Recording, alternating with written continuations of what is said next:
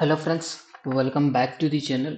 तो दोस्तों, आज के वीडियो में हम जो है कि यहाँ पर इंडिया ट्रेड डील के बारे में बात करेंगे कि इंडिया ट्रेड डील में क्या हुआ और क्या नेगेटिव पॉइंट्स हैं, क्या पॉजिटिव पॉइंट्स हैं। हम उसके बारे में सब थोड़ा सा एक ओवरव्यू डिस्कशन करेंगे।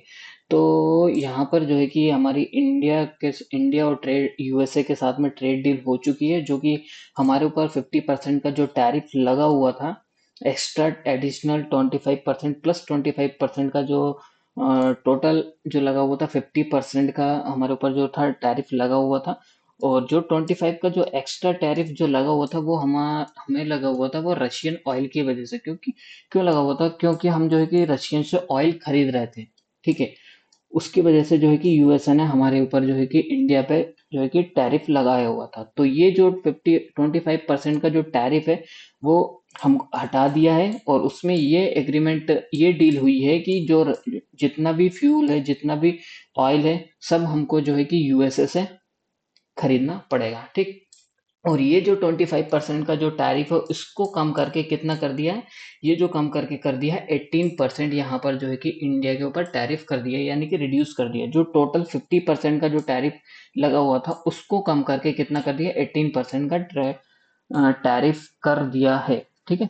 और अगर सपोज अगर मैं यहाँ पर आपको कुछ समझाने की कोशिश करता हूँ पॉइंट वाइज में। पॉइंट नंबर वन, अगर हम यूएसए से ऑयल खरीदेंगे तो क्या होगा? ये ट्रेड डील में बिल्कुल क्लियर कट मेंशन हुआ है कि हमको जो है कि यूएस के साथ में जो है कि हमको यहाँ पर 500 बिलियन डॉलर का हमको जो है कि ट्रेड डील करनी पड़ेगी।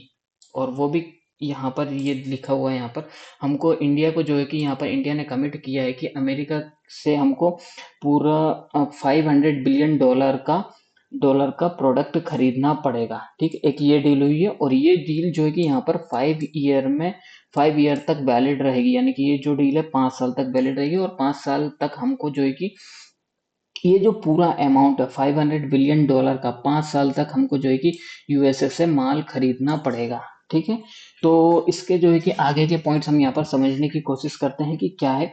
अगर हम यहाँ से जो है कि रशियन से तो ऑयल लेना बंद कर ही रहे हैं। अगर हमने जो है कि इंडिया ने रशियन से ऑयल लेना स्टार्ट कर दिया था, अगर पीठ पीछे अगर यूएसए से बिना बिना कुछ इन्फॉर्म किए अगर यू रशियन से अगर ऑयल खरीदते हैं, तो ये जो हमारा एडिशनल जो 25% का जो टैरिफ जो हटाया है वो वापस से यूएसए हमारे इंडिया के ऊपर 25% का जो टैरिफ है वापस लगा सकता है। ये कोई क्लियर कट इंडिकेशन नहीं है, सिर्फ उसने एक वार्निंग दी हुई है। ये कमिटमेंट इंडिया ने की हुई है कि हम जो है कि रशियन से ऑयल नहीं खरीदेंगे। और अगर रशियन से ऑयल अगर खरीदते हैं तो यूएसए हमारे ऊपर जो है कि ये जो 18% का टैरिफ जो लगा हुआ ना, ये बढ़कर हो जाएगा 18 प्लस हमारा ये 25% का टैरिफ हो जाएगा टोटल। ठीक है। तो ये, और अगर हम यहाँ पर यूएसए से अगर हम यहाँ पर ऑयल खरीदते हैं, डोमेस्टिक ऑयल अगर हम यहाँ पर बाय करते हैं, तो यूएसए का जो डॉलर रहेगा वो तो इंक्रीज होगा ही होगा, लेकिन यूएस डॉलर के अगेंस्ट में हमारा जो इंडियन जो रुपीस है वो डेप्रिशिएट होगा, यानी कि डिक्रीज होगा, वीक होगा, कमजोर हो जाए। तो एक पॉइंट मुझे तो ये चीज लग रहा है। क्यों? क्योंकि हमको यहाँ पर जो है कि यूएसए से पूरा 500 बिलियन डॉलर का प्रोडक्ट परचेस करना, उसमें सब कुछ है पूरा। तो यूएसए से हम जो है कि ऑयल वगैरह ये सब खरीदेंगे तो यूएस की जो करेंसी है वो तो स्ट्रांग होगी, डॉलर स्ट्रांग होगा, लेकिन हमारा जो रुपीज है वो हमारा डिक्रीज होगा। तो ये मेरे को एक नेगेटिव पॉइंट नजर आ रहा है। सेकंड पॉइंट जो है, मुझे जो लग रहा है कि इंडिया ने जो है कि इस ट्रेड डील में जो है कि एग्रीकल्चर के प्रोडक्ट्स भी जो है कि यहाँ पर इंक्लूड किए हैं। उन पे भी किसी प्रोडक्ट पे जो है कि कुछ प्रोडक्ट पे जो है कि जैसे कि टैरिफ लगाया हुआ है, कुछ प्रोडक्ट पे जो है कि 0% टैरिफ लगा हुआ है, जैसे कि नट्स फ्रेश और ये फ्रूट्स हो गए, सर्टेन पल्सेस हो गई, सोया ऑयल हो गई, वाइन्स हो गई। और ये कुछ एडिशनल कुछ प्रोडक्ट्स हैं एग्रीकल्चर के, एग्री किसानों के, फार्मर्स के जो प्रोडक्ट हैं वहां उनके ऊपर भी कुछ पे टैरिफ लगाया, कुछ पे नहीं लगाया। अगर ऐसा हुआ तो इंडिया के फार्मर को यहाँ पर जो है कि हो सकता है कि यहाँ पर कुछ लॉस देखने को मिल सकता है। क्योंकि अगर बाहर से अगर यूएसए के किसान अगर वहां से जो है कि अपना माल बेचेंगे, तो यूएस का जो डॉलर है वो तो इंक्रीज होगा, लेकिन हमारी जो रुपीज है वो भी डिक्रीज होंगी इस वजह से। जो पूरा जो किसान का जो जितना भी है, जो भी प्रोडक्ट बनाते हैं, जो भी वो प्रोड्यूस करते हैं, तो उससे क्या हमारी रुपीस पे भी इफेक्ट पड़ेगा और हमारी इकोनॉमी पर भी इससे फर्क पड़ेगा। इससे क्या होगा, यूएस के किसानों को तो जो रहेगा, फार्मर्स जो रहेंगे उनको तो फायदा रहेगा और उनकी करेंसी को भी फायदा रहेगा, लेकिन इससे हमारे फार्मर्स और साथ में इंडिया की इकोनॉमी पर भी इफेक्ट पड़ेगा। ठीक है, ये सेकंड पॉइंट था। और नंबर थर्ड पॉइंट जो है कि मुझे जो लगता है कि ये जो $500 बिलियन का ये जो कमिटमेंट किया है इंडिया ने कि $500 बिलियन का माल खरीदेंगे हम, यूएसए से परचेस खरीदेंगे, तो इतना $1 बिलियन का हमको जो है कि उसको पे करना रहेगा। ठीक है, यूएसए को हमको पे करना है, कितने, 5 साल में पे करना है, तो 5 साल का हमको माल खरीदना पड़ेगा। लेकिन कंडीशन ये है कि अगर कोई यूएसए अगर कोई सा भी एक प्रोडक्ट हमको जो है कि यहाँ पर $100 में अगर वो दे रहा है, तो कमिटमेंट में तो ये हो चुका है, यहाँ पर लिखा हुआ India committed to buy more American product and purchase over $500 billion of US energy. ठीक है, तो वो 100 में तो हमको दे रहा है, लेकिन कहीं किसी और दूसरी कंट्री से अगर वो हमको यहाँ पर 90 में भी अगर मिलेगा, तो हम उससे जो है कि खरीद नहीं पाएंगे।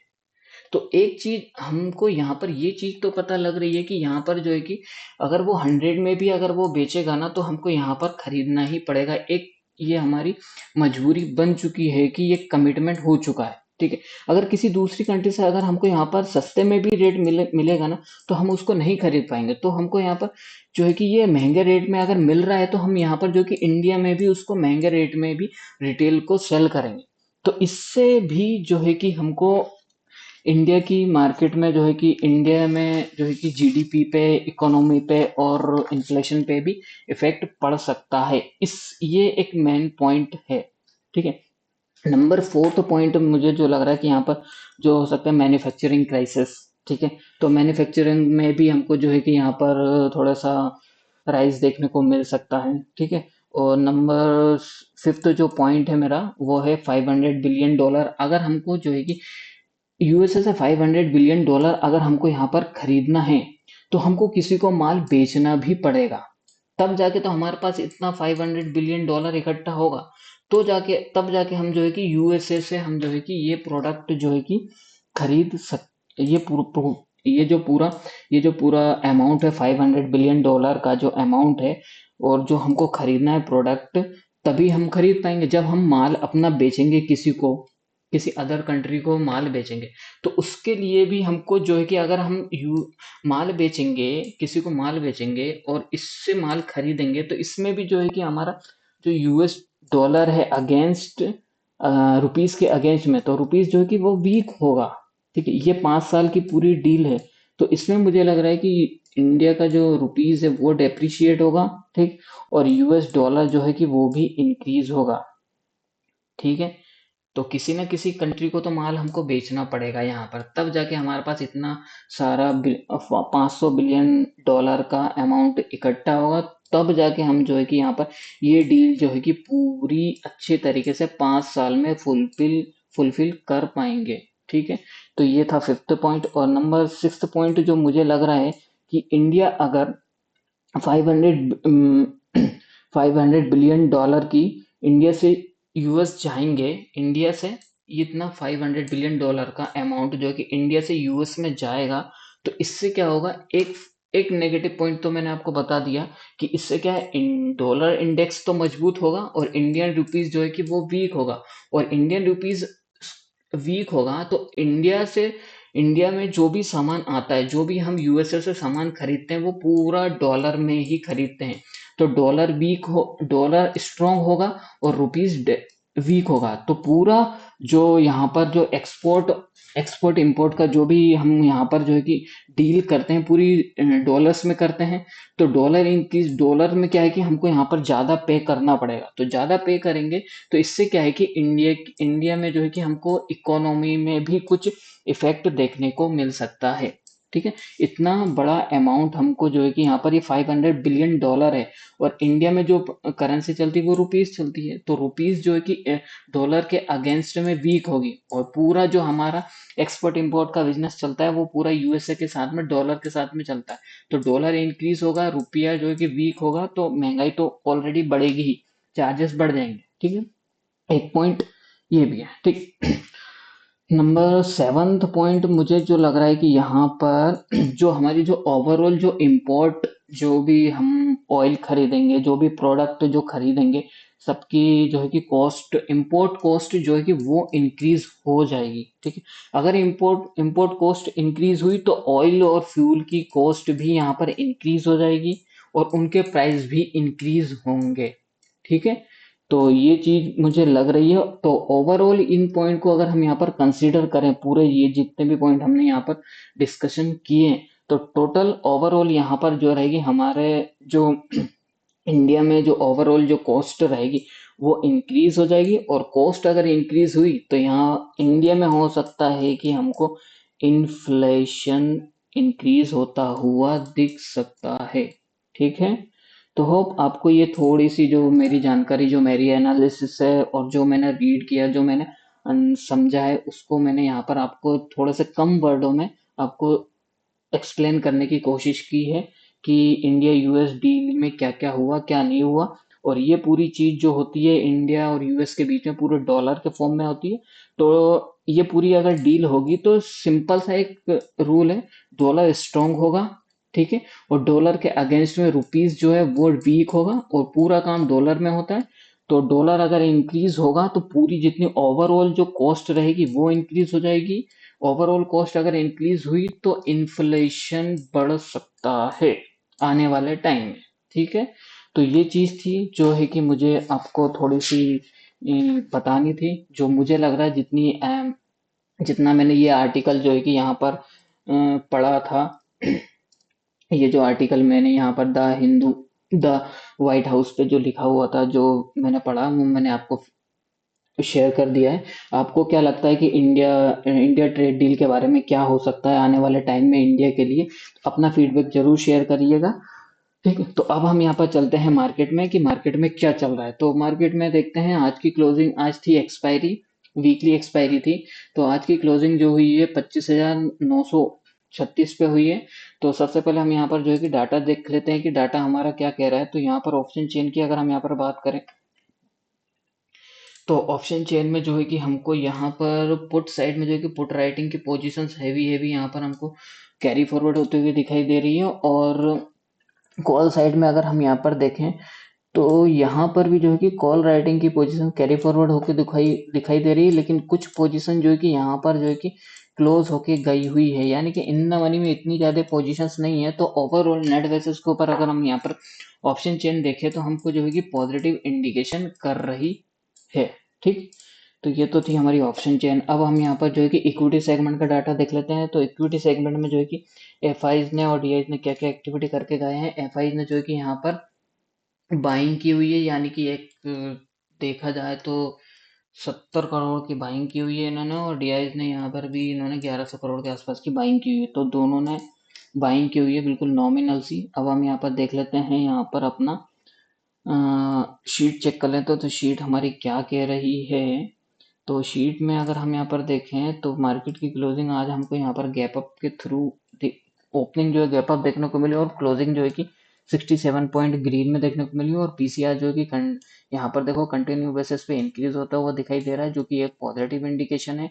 एडवांस टू डिक्लाइन रेशियो भी हमको जो है कि पॉजिटिव इंडिकेशन कर रहा है। और फ्यूचर्स मंथ का अगर डाटा देखें तो प्रीमियम में ड्रॉप देखने को मिला, और ओपन इंटरेस्ट में भी हमको यहाँ पर ड्रॉप देखने को मिला, जो कि एक नेगेटिव इंडिकेशन है, यानी कि प्राइस में ड्रॉप होते हुए दिखाई दे रहा है, यानी कि ये है कि इसमें यहाँ पर कोई है कि अपनी प्रॉफिट बुकिंग कर रहा है। नेक्स्ट मंथ में भी यहाँ पर जो है कि प्राइस में ड्रॉप देखने को मिला, और ओपन इंटरेस्ट में इंक्रीज देखने को मिला, जो कि एक नेगेटिव इंडिकेशन है। और इंडिया विक्स की बात करें तो ये फिलहाल ड्रॉप डिक्रीज हुआ है, एक पॉजिटिव इंडिकेशन है। तो ओवरऑल डाटा पॉइंट्स हमको यहाँ पर जो है कि अपसाइड की तरफ इंडिकेशन कर रहे हैं। अब हम यहाँ पर चल लेते हैं पार्टिसिपेंट्स का डाटा देख लेते हैं कि पार्टिसिपेंट्स क्या एक्टिविटी करके गए हुए हैं। तो पार्टिसिपेंट्स जो है कि यहाँ पर ये जो मैं डाटा बाइंग की हुई है आज एफआईज ने, तो इसको यहाँ पर चेंज कर देते हैं। तो एफआईज आज जो है कि बेसिकली एक्सपायरी थी, तो ऑप्शन का डाटा हम यहाँ पर कंसिडर नहीं करेंगे। कल न्यू एक्सपायरी स्टार्ट होगी, तो कल से जो है कि हम यहाँ पर ऑप्शन का डाटा कंसिडर करना स्टार्ट करेंगे।